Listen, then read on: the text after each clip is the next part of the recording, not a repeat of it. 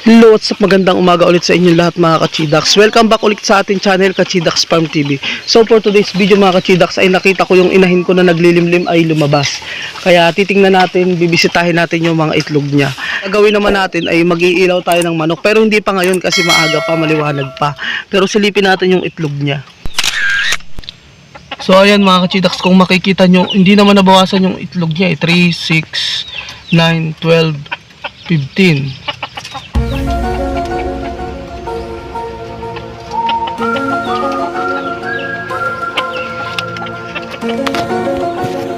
So mga kachidax, may napansin ako.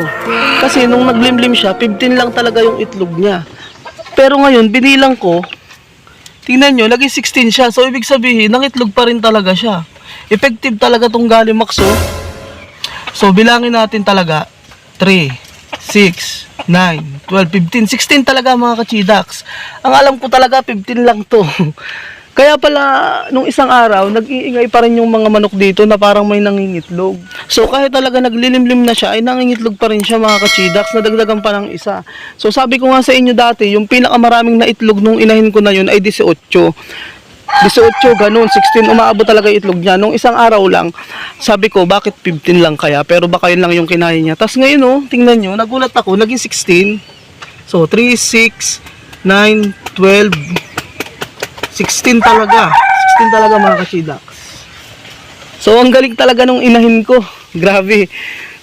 Pero hindi ko nababawasan yung itlog dyan mga kachidax. In-update ko lang kayo kasi nakakatuwa kasi nakita ko bumaba siya. So abala ko talaga mag-iilaw nga ako ng anong mga itlog niya kasi kung alin na may mga similya mga kachidax. Kasi ganoon naman talaga yung mga nag-aalaga. Sa mga hindi nakakaalam, after 10 days to 15 days, ilawan nyo yung itlog para makita nyo kung may similya.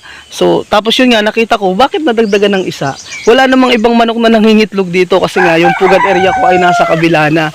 So nakakatuwa lang kasi nadagdagan pa ng isa. Ibig sabihin ng itlog pa siya. Talagang pumantay siya dun sa itlog niya dati na 16 din ha.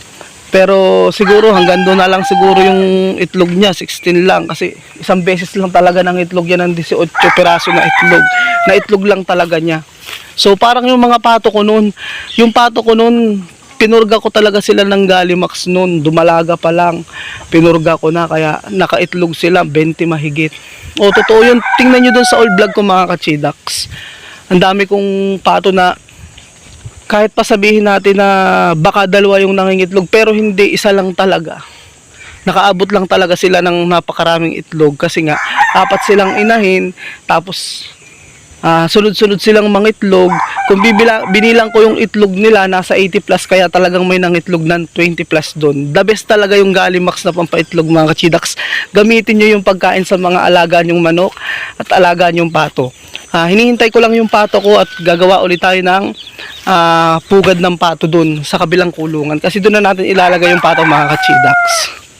So at ayun lang ang vlog natin for today's video mga kachidax. Maraming salamat ulit sa mga manonood ng video ko na to at sa mga videos na i-upload ko pa. Bye bye guys, see you next vlog.